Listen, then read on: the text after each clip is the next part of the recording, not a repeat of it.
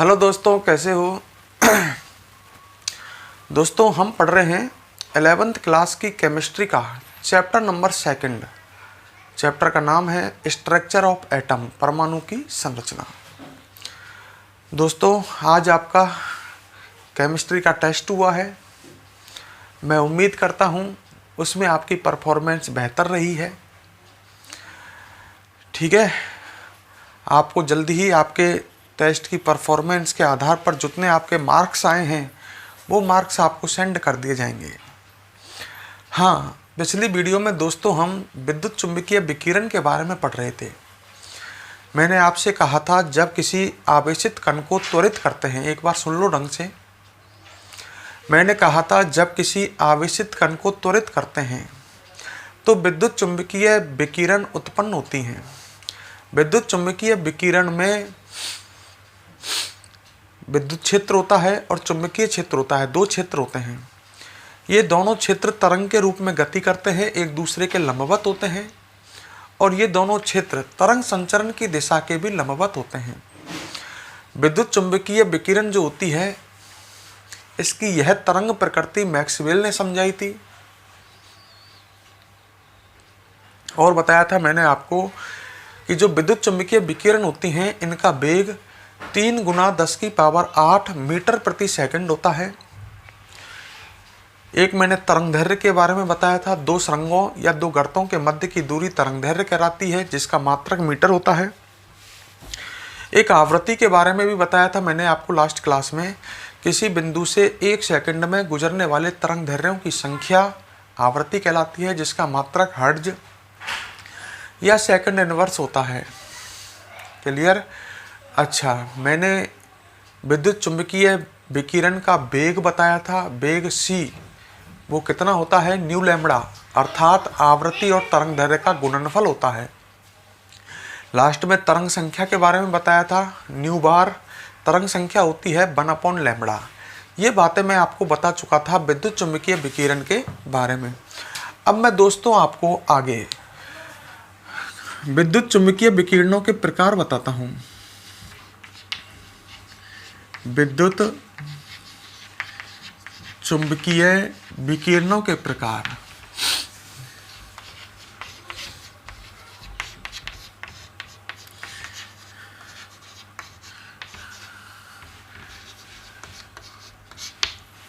देखो, एक डायग्राम की सहायता से बताता हूं विद्युत चुंबकीय विकिरणों के प्रकार कि विद्युत चुंबकीय विकिरण कौन कौन सी हैं। ठीक है, तो मैं यहां पर एक ढंग से देख लो, एक डायग्राम की सहायता से आपको विद्युत चुंबकीय विकिरणों के प्रकार बता रहा हूं।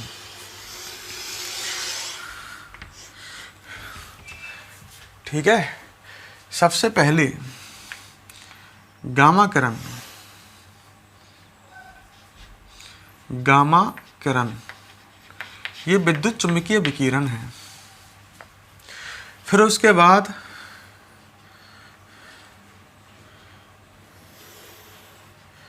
ये है एक्स किरण। ये सुनी होंगी एक्स किरण।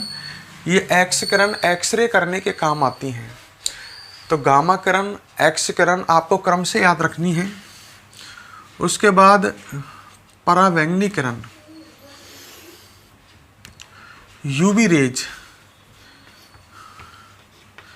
यूवी को बोलते हैं इंग्लिश में अल्ट्रा वायलेट। तुम यूवी किरण कह सकते हो, अल्ट्रा वायलेट, और हिंदी में बोले तो अल्ट्रा वायलेट को हिंदी में बोलते हैं परावैंगनी किरण। यूवी किरण, परावैंगनी किरण एक ही बात है। उसके बाद आती है दृश्य किरण। दृश्य किरण जो प्रकाश बनाती हैं, समझ लो मेरी बात को, प्रकाश जो होता है अपना वो दृश्य किरणों से मिलकर के बनी होती हैं। ये सभी अदृश्य किरण हैं, दिखाई नहीं देती हैं। दृश्य किरण जो प्रकाश में है, सूर्य का प्रकाश आ रहा है ना, इसमें दृश्य किरण होती हैं जो हमें दिखती हैं, दृश्य किरण। यहाँ तक क्लियर। इसमें कोई समस्या हो तो बता देना। फिर आती है अवरक्त किरण।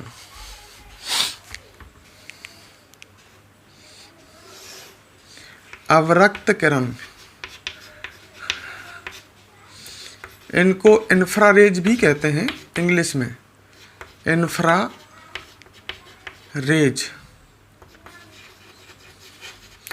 अवरक्त किरण। फिर उसके बाद आती है माइक्रोवेव, सूक्ष्म तरंग।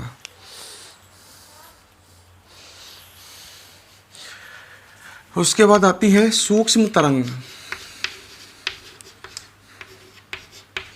माइक्रोवेव जो बोलते हैं इंग्लिश में। सूक्ष्म तरंग के बाद आती है रेडियो तरंग, और अंत में आती हैं लंबित रेडियो तरंग। ये ब्लैक बोर्ड पर आपको जो दिख रही हैं, ये सभी ढंग से इन्हें देख लो एक बार, ये सभी विद्युत चुम्बकीय विकिरण हैं।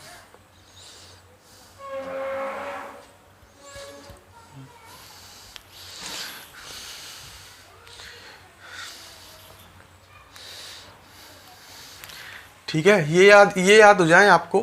उसके बाद ये याद कर लेना, 3 1 1 2 1 2 3।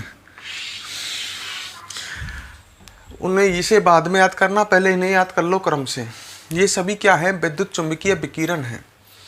गामा किरण, एक्स किरण, अल्ट्रावायलेट रेज, पराबैंगनी किरण, दृश्य किरण, अवरक्त किरण, सूक्ष्म तरंग, रेडियो तरंग और लंबित रेडियो तरंग, ये सभी विद्युत चुम्बकीय विकिरण हैं। ठीक है, कोई आपसे पूछ ले सूक्ष्म तरंग क्या है, तो आप कहोगे विद्युत चुम्बकीय विकिरण है। मतलब इसमें दो क्षेत्र होते हैं, विद्युत क्षेत्र और चुम्बकीय क्षेत्र, जो तरंग के रूप में होते हैं। ये सभी आपके सामने विद्युत चुम्बकीय विकिरण लिखी हुई हैं। ये आपको याद करना है, 3 1 1 2 1 2 3, 3 1 1 2। कैसे याद करोगे? ये आपको ये याद करना है, 3 1 1 2 1 2 3, 3 1 1 2 1 2 3, लास्ट में 1 2 3 है, ये याद रह जाएगा। तो शुरू के याद कर लो, 3 1 1 2, 3 1 1 2 1 2 3। ये क्यों याद करा रहा हूँ मैं? इधर आवृत्ति लिखने वाला हूँ भाई। विद्युत चुम्बकीय विकिरणों में हमने दो शब्द पढ़े थे, एक आवृत्ति और एक तरंग दैर्घ्य, है ना। किसी बिंदु से 1 सेकंड में गुजरने वाले तरंग दैर्घ्यों की संख्या कहलाती है आवृत्ति। तो मैं इधर आवृत्ति लिख रहा हूँ। हम इधर से जब इधर की ओर जाते हैं तो आवृत्ति घटती है। आवृत्ति आपको 10 की पावर 24 से स्टार्ट करनी है और दो दो पावर घटाते जाना है। 10 की पावर 24, 10 की पावर 22 और 10 की पावर 20। ये 3 इसी वजह से आया है। मतलब एक्स किरण जो हैं, इनकी आवृत्ति 10 की पावर 24 से लगभग 10 की पावर 20 तक है। जैसे मैंने कहा 5.8 एक विद्युत चुम्बकीय विकिरण है जिसकी आवृत्ति है 5.5 × 10 की पावर 22 हर्ट्ज। एक विद्युत चुम्बकीय विकिरण है जिसकी आवृत्ति इतनी है, तो आप समझ जाओ। ये पावर देखो 10 की पावर 22 आ रही है, इसका मतलब वो गामा किरण है। ठीक है, तो इसलिए मैं आवृत्ति बता रहा हूं। फिर घटना है आपको 10 की पावर 18, एक, फिर एक 10 की पावर 16, दो दो घात घटा रहे हैं हम। फिर 2 इसमें कुछ नहीं है ना, 10 से किरण को छोड़ देना, 2 लिखनी है। 10 की पावर 14 और 10 की पावर 12। मतलब दृश्य विकिरण जो होती हैं इनकी आवृत्ति 10 की पावर 16 और 10 की पावर 14 के बीच की होगी, जैसे 10 की पावर 15 वगैरह। समझ गए मेरी बात? ठीक है, फिर आगे बढ़े हम सूक्ष्म तरंग। तो हम यहाँ तक पहुँच चुके हैं 10 1 1 2, वो सॉरी 3 1 1 2। अब कितना आएगा? 1 2 3। तो 10 की पावर 10, 10 की पावर 8 और 10 की पावर 6, है ना। फिर 10 की पावर 4, 10 की पावर 2 और 10 की पावर 0। 10 की पावर 0 मतलब 1। इस तरह से आपको याद करना है। इन्हें याद कर रहा हूँ, ये आवृत्ति है इनकी। तो इसी तरह से याद करो, 3 1 1 2 1 2 3। 10 की पावर 4 से 10 की पावर 24 से स्टार्ट करके 10 की पावर 0 तक। 3 1 1 2 1 2 3, दो दो घात घटानी है। मेरी बात को समझोगे तो इन्हें याद कर पाओगे, नहीं तो ये याद नहीं होंगी। ठीक है। अच्छा, अब इधर इनकी तरंग दैर्घ्य लिख देता हूँ। आपको पता ही है कोई भी विद्युत चुम्बकीय विकिरण है उसका वेग कितना आता है। उसका वेग होता है c बराबर न्यू इंटू लैम्बडा। ये मैंने पिछली क्लास में बताया था। विद्युत चुम्बकीय विकिरण का वेग सिंबल c और वेग का मान फिक्स होता है 3 गुना 10 की पावर 8 और न्यू और लैम्बडा का गुणनफल होता है। न्यू का मान आपको पता है 10 की पावर 24 है, तो 10 की पावर 8 आना है, 10 की पावर 24 है, तो ये कितना आना चाहिए, 10 की पावर 24 है, तो मुझे ऐसा लगता है 16 में 8 जोड़ें तो 24 आ जाएगा, तो ये 10 की पावर -16 होना चाहिए। जब भी तो 10 की पावर 24 और 10 की पावर 16, 24 में से 16 घटेंगे, 17, 18, 19, 20, 21, 22, 23, 24, 8 बचेगा। तो सीधी सी बात है, यहाँ आना चाहिए 10 की पावर -16, 10 की पावर 22 के सामने 10 की पावर -14 और यहाँ आना चाहिए 10 की पावर -12। ये बढ़ रही है, 10 की पावर -16 से बड़ा 10 की पावर -14 है। आवृत्ति तो घट रही है, आप देख सकते हो उधर से उधर जाने पर, और लैम्बडा के मान में क्या हो रही है, वृद्धि हो रही है। सीधी सी बात है, आवृत्ति घटेगी तो लैम्बडा बढ़ेगा, तभी तो जाकर के 3 × 10 की पावर 8 आएगा। 10 की पावर 8 तो इधर आना चाहिए 10 की पावर -10, 10 की पावर 16 के सामने आना चाहिए 10 की पावर -8, 10 की पावर 14 के सामने आना चाहिए 10 की पावर -6, 10 की पावर -4, 10 की पावर -2, 10 की पावर 8 के सामने 10 की पावर 0, 10 की पावर 2, जब ही तो दोनों की घात जुड़ करके 10 की पावर 8 बनेगा, 10 की पावर 4, 10 की पावर 6 और 10 की पावर 8। ये इस तरह से इनकी क्या बढ़ रही है, तरंग दैर्घ्य। तो हमने क्या निष्कर्ष निकाला, ढंग से सीख लो, आराम से समझ लो। तो हमको केवल आवृत्ति याद रखनी है, हम तरंग दैर्घ्य तो अपना बता सकते हैं। ठीक है, खुद का बुद्धि। मुझे किसने कहा कि 10 आवृत्ति है 10 की पावर 18 में, तो तरंग दैर्घ्य कितनी होनी चाहिए, तो मैं अपना दिमाग लगा सकता हूँ। तरंग दैर्घ्य 10 की पावर -10 में होनी चाहिए, जब भी तो इनका गुना होगा न्यू और लैम्बडा का, और 10 की पावर 8 में हमको वेग मिलेगा। अरे किसी विद्युत चुम्बकीय विकिरण की आपको आवृत्ति पता है तो आप ये फॉर्मूला लगा लो, c बराबर न्यू इंटू लैम्बडा। आवृत्ति पता है, वेग का मान पता है, लैम्बडा नहीं निकाल सकते क्या, निकाल सकते हो ना। अच्छा, ये याद करने के लिए मैं दोबारा लिख देता हूँ, 3 1 1 2 1 2 3। ये आवृत्ति के लिए है ये कंसेप्ट। तो ये हमारे पास आ गई विद्युत चुम्बकीय विकिरण, इनकी आवृत्ति देखी हमने, तरंग दैर्घ्य देखी। जब हम इधर से इधर जा रहे हैं तो क्या हो रहा है, आवृत्ति वो तो घट रही है और तरंग दैर्घ्य के मान में क्या हो रही है, वृद्धि। सही है, आवृत्ति घट रही है, नीचे की तरफ से लगाया मतलब घट रही है, और तरंग दैर्घ्य बढ़ रही है। तो इस तरह से हम इन्हें याद करने की कोशिश करें, क्योंकि ये हमें काम आएंगे। तो एक काम करो, इन्हें फटाफट आप लिख लो, फिर हम आगे बात करते हैं आपसे।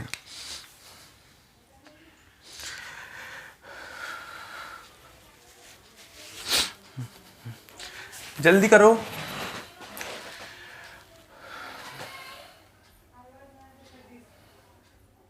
ये आपको याद होना ही चाहिए भाई। ये सभी विद्युत चुम्बकीय विकिरण है, आपके सामने लिख रही हैं, ये क्रम से याद होनी चाहिए, इनकी आवृत्ति आपको याद होनी चाहिए। जल्दी नोट करें, इन्हें बना लो फटाफट। मैं 2 मिनट देता हूं।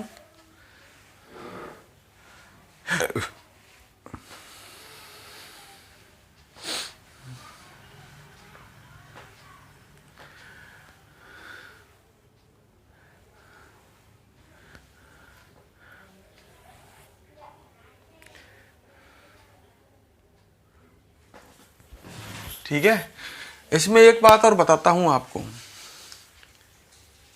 ये दृश्य विकिरण दिख रही है, दिख रही है, तो एक चीज और बना देता हूं, आपको याद रहे तो बहुत बढ़िया है। दृश्य विकिरण की बात करते हैं। ये लो, मैं इस खाने को अलग से बना रहा हूं, ये दृश्य विकिरण है। तो इसके अंदर 7 रंगों की विकिरण है। ये कौन सा कॉलम है? दृश्य विकिरण वाला। अब मेरी बात को समझोगे तो बढ़िया रहेगा। दृश्य विकिरण दोस्तों, रुक जाओ पहले। दृश्य विकिरण 7 प्रकार की होती हैं। दृश्य विकिरण सूर्य के प्रकाश में आती है, सूर्य के प्रकाश में होती हैं। ये जो ये दृश्य विकिरण है ये 7 तरह की हैं। एक बैंगनी रंग की, समझ गए? दृश्य विकिरण 7 रंग की हैं। नी आ हा पी ना और ला, 7 रंग की है ये। बैंगनी, नीला देख लो, आसमानी, हरा, पीला, नारंगी, लाल। बैंगनी, नीला, आसमानी, हरा, पीला, नारंगी, लाल, ये 7 रंग की हैं। अब मैं आपसे पूछता हूँ, इनमें सबसे कम आवृत्ति किसकी है? तो आपको पता है, आप इधर से इधर जा रहे हो, आवृत्ति घट रही है। दृश्य प्रकाश में 7 रंगों की विद्युत चुंबकीय विकिरण है, आवृत्ति घट रही है, तो सबसे कम आवृत्ति लाल रंग की होगी। सबसे ज्यादा आवृत्ति किसके रंग की होगी? बैंगनी रंग की। दृश्य विकिरणों में बात कर रहा हूं। सबसे कम आवृत्ति, इधर से इधर जाने पर आवृत्ति घट रही है, तो सबसे कम आवृत्ति लाल रंग की और सबसे ज्यादा हो जाएगी बैंगनी रंग की विकिरण की। सही है। मैंने पूछा सबसे ज्यादा तरंग दैर्घ्य, इधर से इधर जा रहे हैं, तरंग दैर्घ्य बढ़ रहा है, तो सबसे ज्यादा तरंग दैर्घ्य हो जाएगा लाल रंग का। जब इसकी आवृत्ति सबसे कम है तो तरंग दैर्घ्य सबसे ज्यादा, और सबसे कम तरंग दैर्घ्य हो जाएगा बैंगनी रंग का। तो ये भी याद रखें, कभी कोई पूछ ले आपसे कि आसमानी और हरे रंग की विद्युत चुंबकीय विकिरण है, तो बताइए किस विद्युत चुंबकीय विकिरण की आवृत्ति अधिक होगी? तो आप कह सकते हो आसमानी रंग की, क्योंकि इधर से इधर जाने पर विद्युत चुंबकीय विकिरणों की आवृत्ति घटती है, तो आसमानी और हरे रंग में आसमानी रंग की आवृत्ति अधिक होगी और हरे रंग की तरंग दैर्घ्य अधिक होगी। तो अपनी बुद्धि को यूज में लें पूरी तरह से। तो इसको फटाफट पहले नोट करें, फिर आगे बात करता हूं आपसे।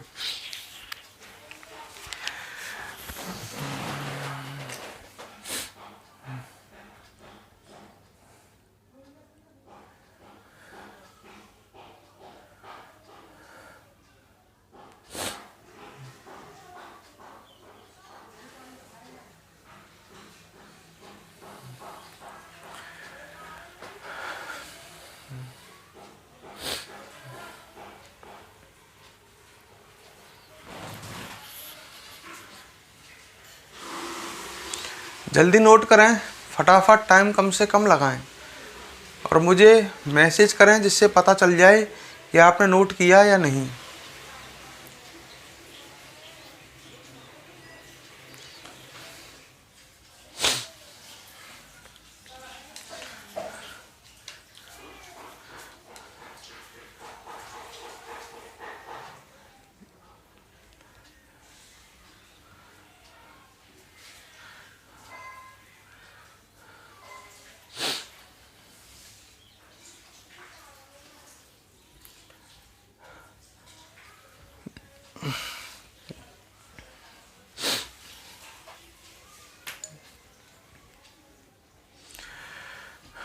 नोट कर लिया। अब दोस्तों इसके पश्चात, इसके बाद हम आगे, अरे लिख लिया होगा। अब मैं आपको कुछ बुक के क्वेश्चन कराता हूँ, ठीक है? तो ये हमने विद्युत चुंबकीय विकिरण पढ़ा, विद्युत चुंबकीय विकिरणों की तरंग प्रकृति के बारे में पढ़ा, जो मैक्सवेल ने बताई कि ये 2 तरह की तरंगों से बनी होती हैं। हमने कई प्रकार की विद्युत चुंबकीय विकिरणें देखी। अब मैं मिटाने जा रहा हूँ भाई, कहाँ तक इंतजार करूँगा, ठीक है? अब मैं आपको कुछ क्वेश्चन देता हूँ, आपको क्वेश्चन करने हैं। ये आपकी बुक के क्वेश्चन है, एनसीईआरटी बुक के, ठीक है?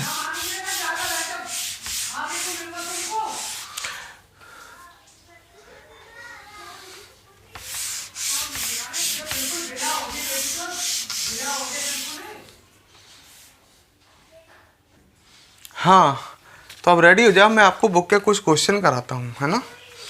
क्वेश्चन है all India radio, question number 1 आपको करने हैं, मैं पहले नहीं करूँगा, आपको अपना दिमाग लगाना है। पहले क्वेश्चन देख लो आराम से, बुक का क्वेश्चन है। ऑल इंडिया रेडियो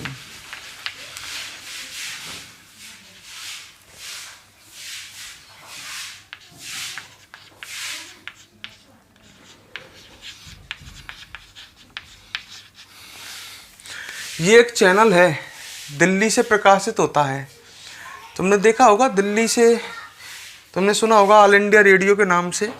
ये FM AM सुनते हैं ना अपन, तो ये एक चैनल है, एक स्टेशन है ये ऑल इंडिया रेडियो का, विविध भारती चैनल। ठीक है, विविध भारती स्टेशन।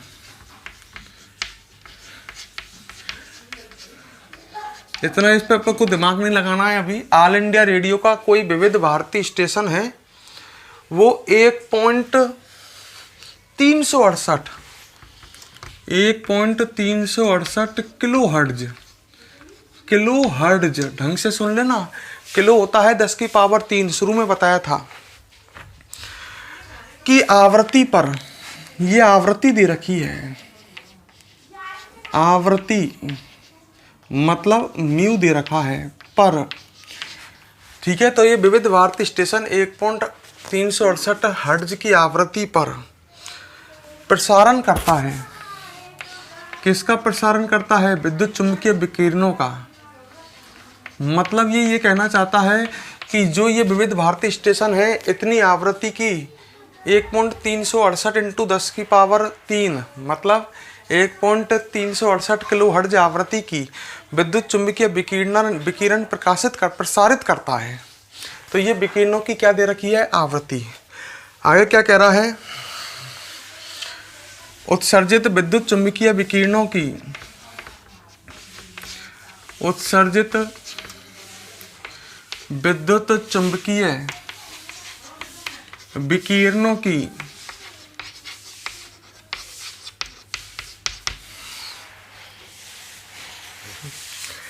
तरंगदैर्घ्य ज्ञात कीजिए। क्या ज्ञात करनी है? तरंगदैर्घ्य,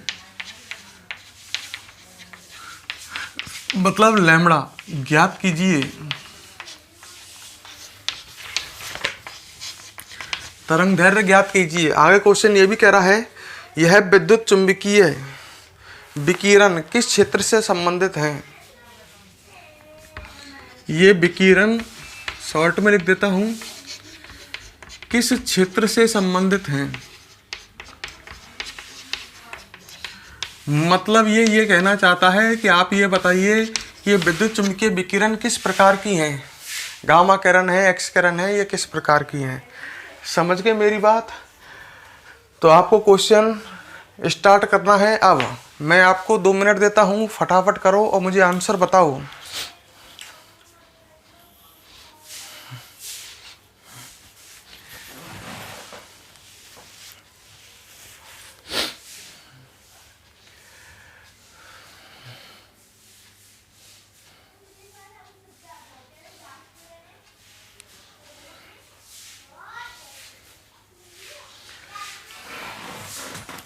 जल्दी करो, सरल क्वेश्चन है, कोई कठिन नहीं है, बिल्कुल सरल है।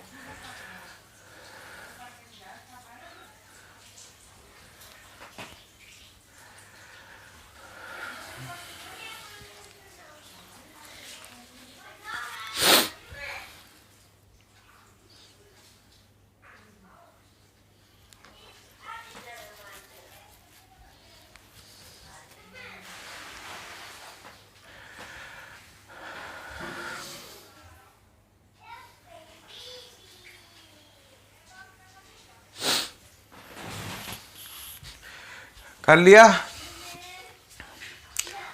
अरे कर लिया होगा यार।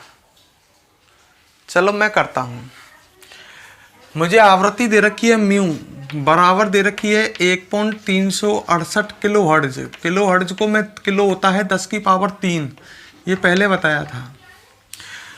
लैम्बडा ज्ञात करना है, पर आपको पता ही है चाहे विद्युत चुम्बकीय विकिरण कोई सी हो, उसका वेग होता है 3 इंटू 10 की पावर 8 मीटर प्रति सेकंड, या मीटर सेकंड इनवर्स। सही है। हर्ट्ज की जगह आवृत्ति का मात्रक हम सेकंड इनवर्स भी लिख सकते हैं। तो आपको क्या ज्ञात करना है, लैम्बडा। पहले तो तरंग दैर्घ्य ज्ञात करना है। आपको पता ही है चूंकि c बराबर होता है न्यू इंटू लैम्बडा, तो लैम्बडा बराबर हो जाएगा c अपॉन न्यू। c का मान कितना दे रखा है, 3 गुना 10 की पावर 8 है, और मात्रक हो जाएगा इसका दे रखा है मीटर सेकंड इनवर्स, और आवृत्ति कितनी दे रखी है 1.368 इंटू 10 की पावर 3 हर्ट्ज। हर्ट्ज की जगह हम चाहें तो सेकंड इनवर्स लिख सकते हैं, ये कट जाएंगे तो मीटर में आ जाएगा। जितना भी आएगा सॉल्व कर लो। हैं, करा किसी ने सॉल्व? देखते हैं कितनों ने कैलकुलेशन सही की है।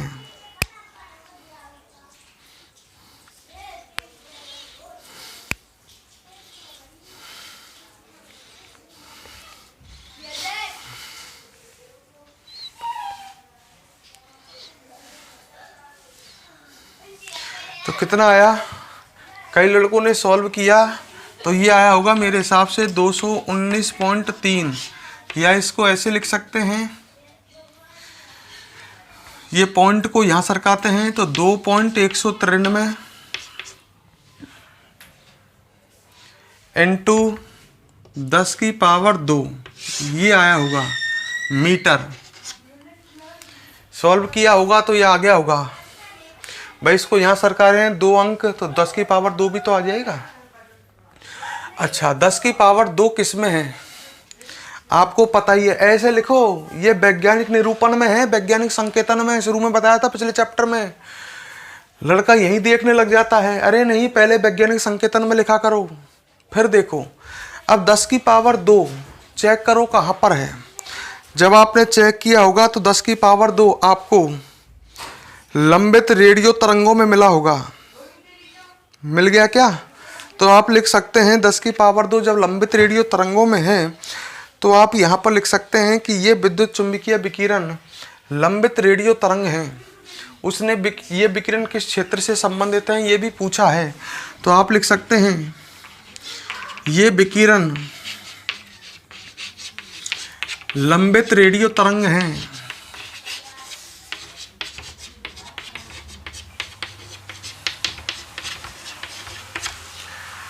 इस तरह से ये क्वेश्चन सॉल्व करना है। ठीक है, आया समझ में? चलो एक क्वेश्चन और देता हूं आपको, आपके सरल देता हूं। ठीक है, बुक का ही क्वेश्चन, ये नोट कर लिया, फटाफट नोट करो इसको जिसने नहीं किया है। ये देखो, ये देखा करो 10 की पावर 2 कहाँ पर है। ये 10 की पावर 2 अभी बताई थी विद्युत चुम्बकीय विकिरण में। अरे मुझे गलती हो गई यार, ये लैम्बडा 10 की पावर 2 देखना है, और लैम्बडा मैं आवृत्ति देख गया। लैम्बडा 10 की पावर 2 कहाँ पर है? लैम्बडा 10 की पावर 2 में मुझ पे गलती हो गई है। लैम्बडा 10 की पावर 2 तो है रेडियो तरंगों में। पा गया क्या? तो ये लंबित नहीं रेडियो तरंग है। अरे यार लैम्बडा 10 की पावर 2 में देखो, मैं आवृत्ति मत देखो, आवृत्ति देख रहा था मैं। लैम्बडा देखो, लैम्बडा 10 की पावर 2 कहाँ पर है, जहां आवृत्ति कितनी है 10 की पावर 6 वहां पर है। तो लैम्बडा 10 की पावर 2 में है, ये देखो ये कहाँ है। समझ गए? और लैम्बडा 10 की पावर 2 में तो रेडियो तरंगों की है।